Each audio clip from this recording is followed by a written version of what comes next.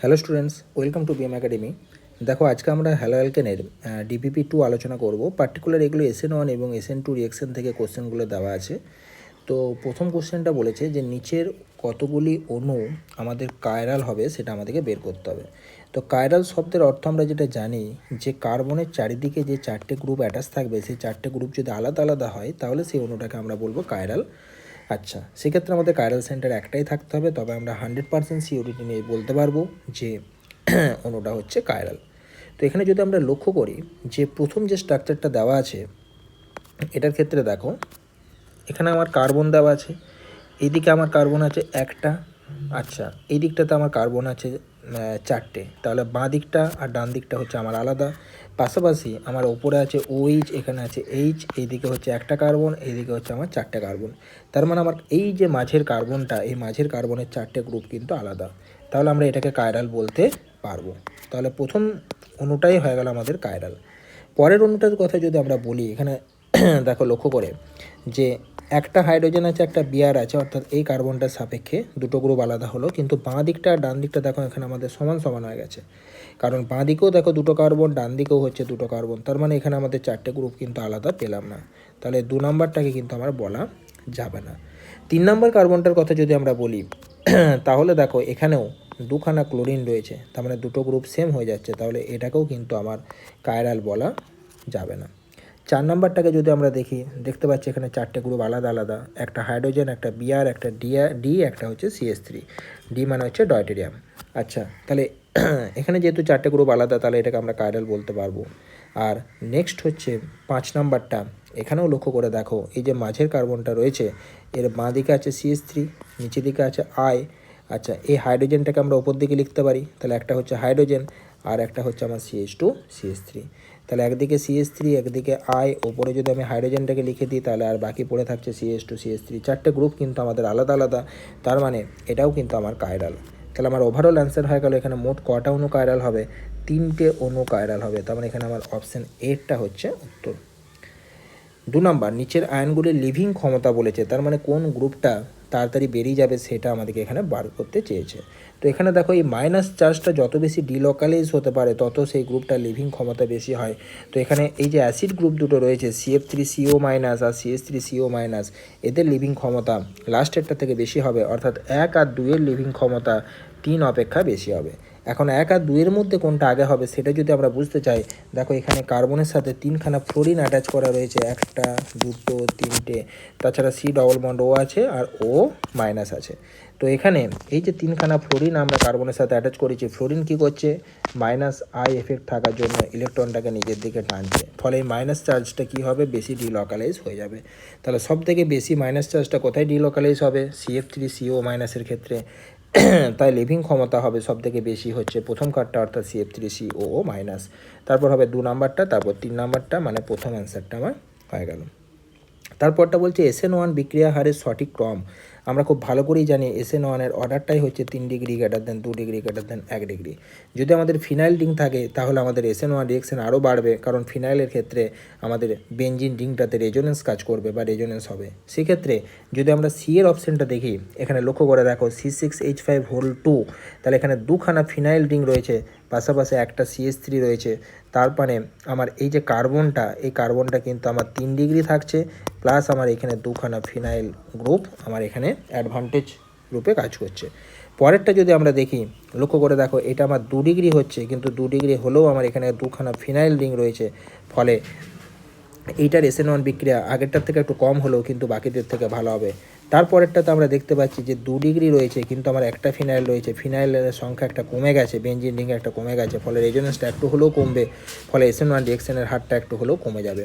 তারপরেরটাতে আমরা দেখছি যে 1 ডিগ্রি রয়েছে, একটা ফিনাইল রিং রয়েছে, 1 ডিগ্রি প্লাস হচ্ছে একটা ফিনাইল রিং, তার জন্য আমার এটা হচ্ছে সবার লাস্টে।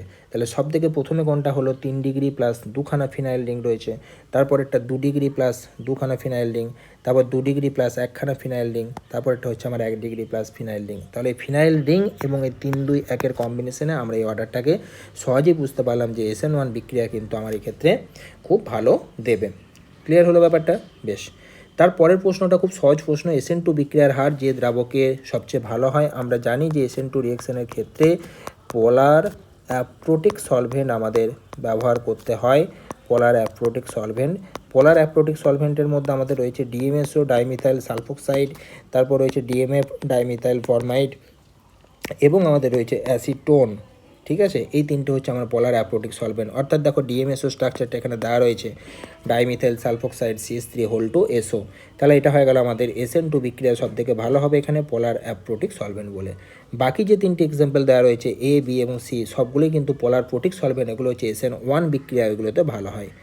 তারপরের যে প্রশ্নটা, নিচের কোনটি এ যৌগের ইনানসিওমার? আমরা ইনানসিওমার বলতে বুঝি যদি কোনো কাইরাল অ্যাটম হয় তাহলে একটা যৌগের কনফিগারেশন যদি আর হয় তাহলে আর একটার হবে এস, এবং আর এস হবে পরস্পরের মিরার ইমেজ। ঠিক আছে, তাহলে একটা আর হলে একটা এস হবে, যদি প্রথম কার্ডটা এস হয় তার পরেরটা আর হবে। তাহলে আর এস এই যে রিলেশনটা মিরার ইমেজ করে আমরা পাবো, এটাকে বলা হয়ে থাকে একে অপরের ইনানসিওমার। তাহলে এই যৌগটার ক্ষেত্রে যদি আমরা ইনানসিওমার বের করতে চাই তাহলে আমাকে প্রথমে যৌগটাকে আর আছে না এস আছে সেটা বুঝতে হবে, তারপর অপশানগুলো দেখে পরে দেখতে হবে যে কোনটা আমাদের এর উল্টো হচ্ছে। তাহলে প্রথম যে যৌগটা দেওয়া রয়েছে এই যৌগটার ক্ষেত্রে আমরা প্রথমে আরএস নোমেনক্লেচারটা বের করব। আরএস নোমেনক্লেচারে বের করার নিয়ম আমরা জানি, এটাকে আমরা ফিশার প্রজেকশনে নিয়ে আসবো। যে দুটো একই প্লেনে আছে, সেম প্লেনে আছে, অর্থাৎ হাইড্রোজেন উপরে আছে উপরে রাখবো, C2H5 নিচে আছে নিচে রাখবো, যেটা ডট ডট আছে অর্থাৎ CH3টা যেদিকে আছে সেদিকে রেখে দেবো, আর বিয়ারটা মানে যেটা আউট অফ দ্য প্লেন আছে, প্লেনের সামনের দিকে আছে, সেটাকে আমরা তার উল্টো দিকে নিয়ে চলে আসবো, অর্থাৎ বাঁ দিকে নিয়ে চলে আসবো। এবার এটাকে আমরা নাম্বারিং করতে থাকবো, 1 2 3 4 প্রায়োরিটি অনুযায়ী সাজিয়ে আমরা নাম্বারিং করলাম। এরপর আমরা 1 থেকে 3-এ গেলাম, আমরা দেখতে পাচ্ছি যে অ্যান্টি ক্লকওয়াইজ রোটেট করছি, হাইড্রোজেনটা উপরে আছে, তাহলে অ্যান্টি ক্লকওয়াইজ রোটেশন। এবং হাইড্রোজেন যদি টপ বা বটম পজিশনে থাকে, এখানে হাইড্রোজেনটা টপ পজিশনে আছে, তাহলে আমরা জানি যে এক্ষেত্রে কনফিগারেশনটা হবে এস। তাহলে এটার কনফিগারেশন এস হয়ে গেল। এবার আমাকে খুঁজতে হবে যে এই যে চারটে অপশান আমার উত্তর দেওয়া আছে এর মধ্যে কোনটা আর হবে, যেটাই আর হবে সেটাই হয়ে যাবে তার ইনানসিওমার। তাহলে প্রথম থেকে যদি আমরা শুরু করি, প্রথমে একটা একটা করে যদি আমরা দেখতে থাকি, তাহলে প্রথম অপশানটাতে আমরা দেখতে পাচ্ছি হাইড্রোজেন থাকছে, নিচে আমার CH3 থাকছে, বিয়ারটা এদিকে আসবে মানে বাঁ দিকে চলে আসবে, C2H5 যেদিকে আছে সেদিকে থেকে যাবে কারণ ডট ডট দেওয়া আছে। এটাকে যদি প্রায়োরিটি অনুযায়ী সাজাই, এটা 1, এটা 2, এটা 3, এটা 4, এখানেও দেখতে পাচ্ছি হাইড্রোজেনটা টপ পজিশনে আছে। 1 থেকে 3-এ আসবো, আমরা দেখতে পাচ্ছি এটা ক্লকওয়াইজ রোটেশন হচ্ছে, তাহলে যেহেতু এটা ক্লকওয়াইজ রোটেশন হয়ে গেল এবং হাইড্রোজেনটা আমার টপ পজিশনে আছে, তার জন্য এটার কনফিগারেশনটা হয়ে যাবে আর কনফিগারেশন। আমার অ্যান্সার দেখো চলে এলো প্রথমেই, আমাদের ভাগ্য ভালো যে প্রথমেই আমাদের অপশনটা মিলে গেল, এটা এস এটা হচ্ছে আর। তার মানে আমি সহজেই উত্তর করে দিতে পারি যে এই যৌগটি হবে আমাদের প্রথম যৌগটির, মানে এই যৌগটি যেটা কোশ্চেনে দেওয়া আছে তার এনানসিওমার, কারণ ওটা এস কনফিগারেশন হয়েছে, এটা আমার আর হলো। যদি আমার এটা আর না এসে এস আসতো তাহলে আমরা এটাকে এনানসিওমার বলতে পারতাম না, তখন আমরা বি এরটা দেখতাম, বি না হলে সি দেখতাম, সি না হলে ডি দেখতাম, কোনো না কোনো একটা আমার আর আসতো, সেটাই হতো আমার উত্তর। তার মানে বাকিগুলো না করেও আমরা বলতে পারবো যে বি সি ডি এর যদি আমরা কনফিগারেশন দেখি সেগুলো কিন্তু আমার এস আসবে, আর কিন্তু কোনোটাই আসবে না। যদি আর আসে তাহলে তো আমার দুটো অ্যান্সার হয়ে যাবে, কিন্তু আমার এটা তো single correct answer, single option correct, তার মানে আমার এরটা প্রথমেই আমি অ্যান্সার হিসেবে পেয়ে গেলাম, বাকিটা করার দরকার নেই, তোমরা বাড়িতে প্র্যাকটিস করতে পারো। এরপর বলছে যে নিচের কোন যৌগগুলি OH মাইনাস আয়ন দ্বারা নিউক্লিওফিলিক প্রতিস্থাপন বিক্রিয়া ঘটিয়ে রেসিমাইজেশন মিক্সচার তৈরি করে। তার মানে এখানে রেসিমাইজেশন মিক্সচার মানেই আমরা বুঝতে পারছি SN1 কথা বলছে, আর SN1 রেসিমাইজেশন মানে হচ্ছে আমার রিটেনশন প্লাস ইনভার্সেন, এই দুরকম প্রোডাক্ট আমার এখানে তৈরি হবে। তো রিটেনশন আর ইনভার্সেন দুরকম প্রোডাক্ট যখন আমাদের প্র্যাকটিক্যালি বা বোঝা যায়, বাস্তবে বোঝা যায়, তার মানেই হচ্ছে সেখানে আমাদের কাইরাল সেন্টার প্রেজেন্ট থাকতে হয়। যদি কাইরাল সেন্টার প্রেজেন্ট না থাকে তাহলে আর এসের কোনো ভ্যালু থাকে না, তার জন্য আমাদের কাইরাল সেন্টার হলে তবেই আমাদের আর এবং এস নোমেনক্লেচারের ভ্যালু থাকবে, তবেই আমাদের রিটেনশন এবং ইনভার্সেনের গুরুত্ব থাকবে। তাহলে আমরা এখানে দেখব যৌগগুলোর মধ্যে কোনগুলো কাইরাল। প্রথম যৌগটাতে যদি দেখো বিয়ারটাকে আমরা এখানে বার করে দিই, তাহলে এই কার্বনটার মাথায় কী চার্জ আসবে? প্লাস চার্জ আসবে। এখানে দেখো CH3 একটা গ্রুপ, হাইড্রোজেন একটা গ্রুপ, C2H5 একটা গ্রুপ। তার মানে এই যে কার্বনটা রয়েছে, কার্বনের দেখো 3টে গ্রুপ, তখন সেক্ষেত্রে আমাদের আলাদা হচ্ছে, তার মানে এই যৌগটাকে আমরা কাইরাল যৌগ বলতে পারি। নেক্সট যে যৌগটা দেওয়া আছে এখানে দেখো এই CH3 আর এই CH3 সমান হওয়ার জন্য এটা কিন্তু কাইরাল নয়, তাহলে এরটা কাইরাল কিন্তু বিটা কাইরাল নয়। ঠিক তেমনিভাবে এখানে বিআরের সাথে অ্যাটাচ এই যে আমার কার্বনটা রয়েছে, ঠিক আছে, তাহলে এই যে কার্বনটা, এই কার্বনের সাথে দেখো একদিকে এত বড় গ্রুপটা আমার থাকলে পরেও এইদিকে একদিকে আমার এত বড় গ্রুপটা রয়েছে, কিন্তু এখানে আমার দুখানা হাইড্রোজেন রয়েছে। দুখানা হাইড্রোজেন থাকা মানে এটাও কিন্তু আমার কাইরাল হচ্ছে না। তার মানে আমার এখানে একটাই অ্যান্সার হবে। কোনটা অ্যান্সার হবে? সেটা এরটা, অর্থাৎ এর অপশানটা আমার এখানে অ্যান্সার চলে আসবে। যদি তোমরা বলো যে এখানে এই যে 1 ডিগ্রি কার্বোক্যাটায়নের ফলে এটা রিঅ্যারেঞ্জমেন্ট হবে, রিঅ্যারেঞ্জমেন্ট করার ফলেও আমরা দেখতে পাবো যে হাইড্রোজেনটা যদি এখানে শিফট হয়, যদি আমরা সেইভাবে করি, তাহলে হাইড্রোজেনটা শিফট হলে এটা CH2টা কিসে কনভার্ট হয়ে যাবে? CH3তে কনভার্ট হয়ে যাবে।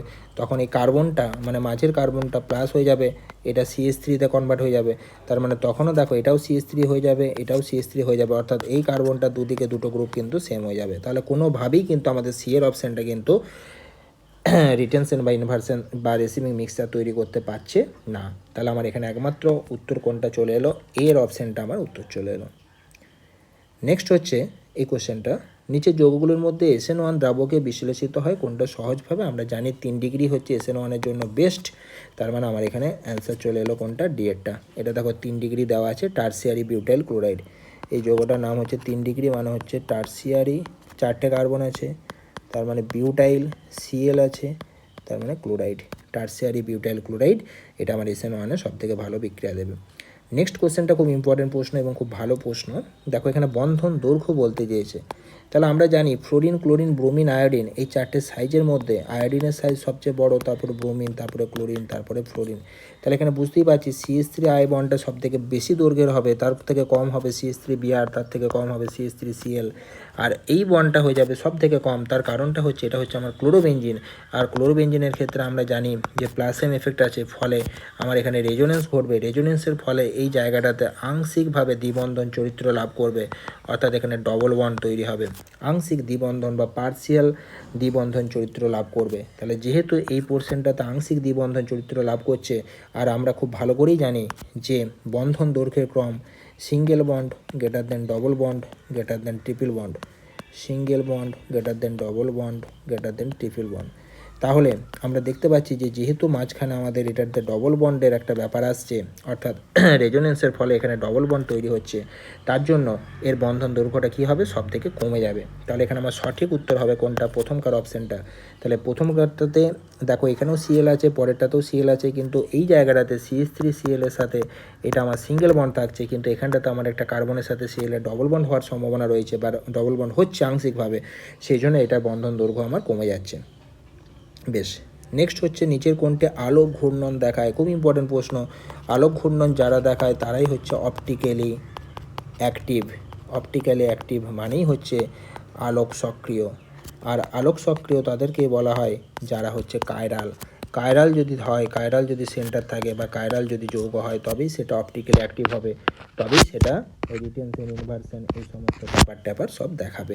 বেশ, তাহলে এখানে আমরা দেখব যে কাইরাল যৌগ কোনটা রয়েছে, অর্থাৎ কার্বনের চারিদিকে 4টে গ্রুপ আলাদা আছে এমন যৌগ আমরা কোনটা আছে খুঁজবো। দেখো প্রথম যৌগটাতে আমরা দেখতে পাচ্ছি যে 4টে গ্রুপ আলাদা, তার মানে আমার প্রথমকার অ্যান্সারটাই চলে এলো। পরেরগুলো যদি আমরা দেখি, দেখো এখানে দুটো CH3 সেম হয়ে যাচ্ছে, তাহলে এটা হবে না। তারপরেরটাতে দুটো হাইড্রোজেন সেম হয়ে গেছে, হবে না। তারপরেরটাতেও দেখো দুটো CH3 সেম হয়ে গেছে, এটাও আমার অ্যান্সার হবে না। তারপরের প্রশ্নটা, ক্ষারের জলীয় দ্রবণের উপস্থিতিতে নিচের কোনটি SN1 বিক্রিয়ায় সবচেয়ে অংশগ্রহণ করে? অবশ্যই 3 ডিগ্রি টার্সিয়ারি বিউটাইল ক্লোরাইড।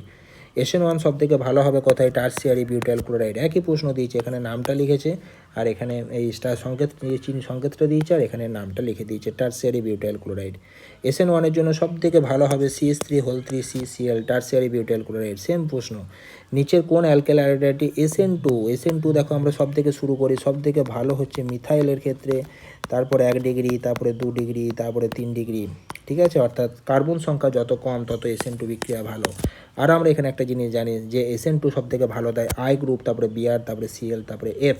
তাহলে এখানে আমাদের সেরকম কোনো জটিল অপশান নেই, আমার CH3I সব থেকে বেস্ট, SN2 আমার দিল। তারপর একটা দিয়েছে DMF। DMF মানে হচ্ছে ডাইমিথাইল ফরমাইড, মানে হচ্ছে নন পোলার অ্যাপ্রোটিক সলভেন্ট, তার মানে এটা আমার SN2 রিয়েকশান করছে। তো এখানে আমার যে রিয়েকশানটা দেওয়া আছে 8টাকে কেমন হতে হবে? অবশ্যই 8টাকে, যদি 1 ডিগ্রি হয় তাহলে আমার খুব ভালো, মিথাইল হলে আরও ভালো, তারপরে 1 ডিগ্রি, তারপরে 2 ডিগ্রি, তারপর 3 ডিগ্রি।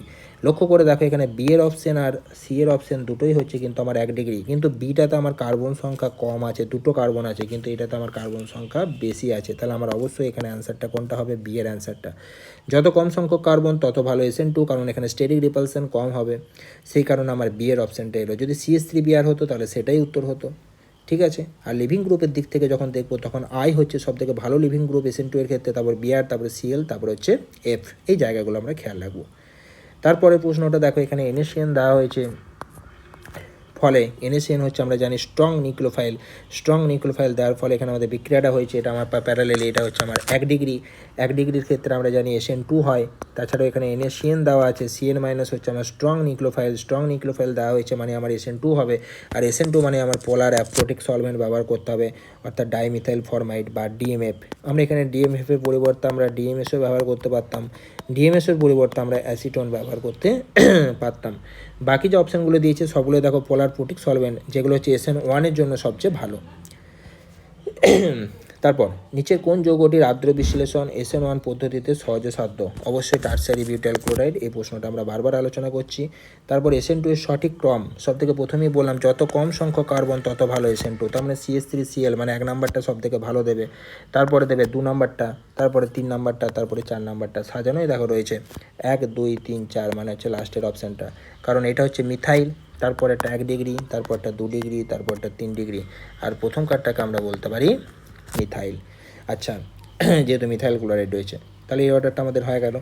SN1 এর ক্ষেত্রে আমাদের কোনটা অর্ডার হবে সেই অর্ডারটা এবার আমাদেরকে বের করতে হবে। SN1 এর ক্ষেত্রে দেখো এই যে CH3CHCl CH2 CH3 রয়েছে, এটা হচ্ছে আমাদের 2 ডিগ্রি, অর্থাৎ এইখানটাতে আমরা লিখে রাখতে পারি, এটাকে আমরা 2 ডিগ্রি বলতে পারি।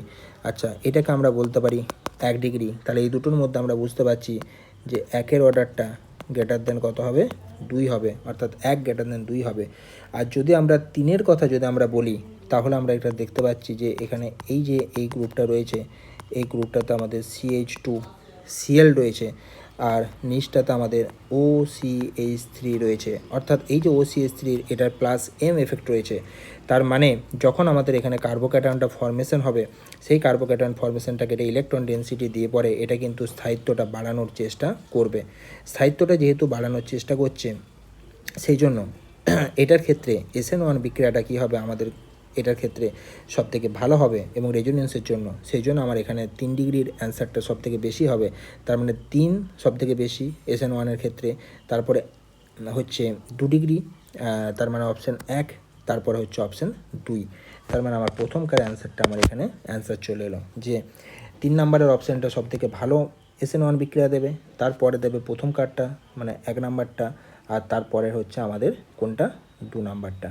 ঠিক আছে, এটা খেয়াল রাখতে হবে যে OCH3 প্লাস M এফেক্ট থাকার জন্য এটা কার্বোক্যাটায়নটাকে সবথেকে বেশি সুস্থায়ী বা স্টেবিলিটি প্রদান করবে, তার জন্য এটা আমার অ্যান্সার হলো। এবার হচ্ছে 71 এরটা, নিচের কোনটি একটি রেশিমিক মিশ্রণ? তো এখানে লক্ষ্য করে দেখো যে রেশিমিক মিক্সচার মানে রিটেনশন হবে, আর কি হবে? ইনভার্সন হবে। আমরা জেনারেলি জানি যে ইনভার্সনটা গ্রেটার দ্যান 50% হয়, জেনারেলি 51%-এর মতো হয়, আর এটা 49%-এর মতো হয়। তবে আমাদের এক্ষেত্রে দুটোকে 50-50ও বলা যায়, অর্থাৎ যখন আমার অপশানে 50-50 থাকবে তখন আমরা 50% আর করবো আর 50% এস করবো। বেশ, তারপরেটা হচ্ছে নিচের যৌগ দুটির সঠিক ত্রিমাত্রিক বিন্যাস বলেছে, তার মানে ওই একই এস আর আর আমাদেরকে ক্যালকুলেট করতে হবে। আমরা একবার ফিশার প্রজেকশন করে দেখে নিই। এটা হচ্ছে আমার হাইড্রোজেন, নিচেরটা হচ্ছে আমার OH, CH3I আমার ডান দিকে চলে আসবে, আর COOH বাঁ দিকে আছে, বাঁ দিকে থাকবে। তাহলে এখানে আমার এটাকে OH-টাকে 1 নাম্বার ধরবো, এটাকে আমরা OH থেকে 1 নাম্বার ধরলাম, CH3I-টাকে আমরা এখানে 2 নাম্বার ধরবো। কেন CH3I-টাকে 2 নাম্বার ধরবো? কারণ আমাদের প্রায়োরিটি অর্ডারে দেখবে লেখা আছে যে I, Br, Cl, F, oxygen, nitrogen, carbon, hydrogen. তাহলে এখানে কার্বনের পরে দেখো অক্সিজেন রয়েছে, এখানে কার্বনের সাথে যুক্ত আয়োডিন রয়েছে, তাহলে এখানে আমরা সর্বদা আয়োডিনটাকে প্রেফারেন্স দেবো, তারপরে আমরা অ্যাসিডটাকে প্রেফারেন্স দেবো। তাহলে আমরা 1 থেকে কততে যাব? 3-এ যাবো। অ্যান্টি ক্লকওয়াইজ ঘুরছে মানে হাইড্রোজেনটা টপে আছে, মানে আমার এটা এস অ্যান্সার আসবে।